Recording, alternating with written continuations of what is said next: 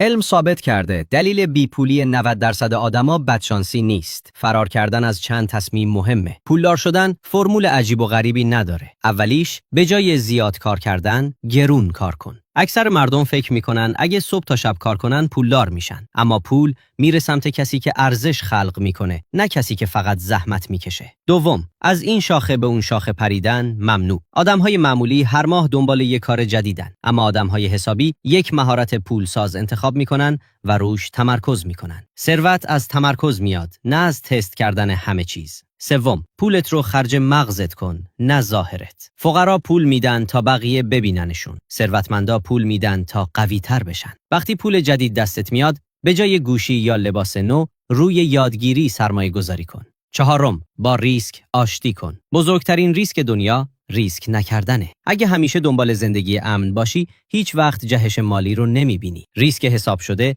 پل عبور از بیپولیه. اگه میخوای بفهمی آدمهای ثروتمند چطور به پول نگاه میکنن، همین الان پیج رو فالو کن.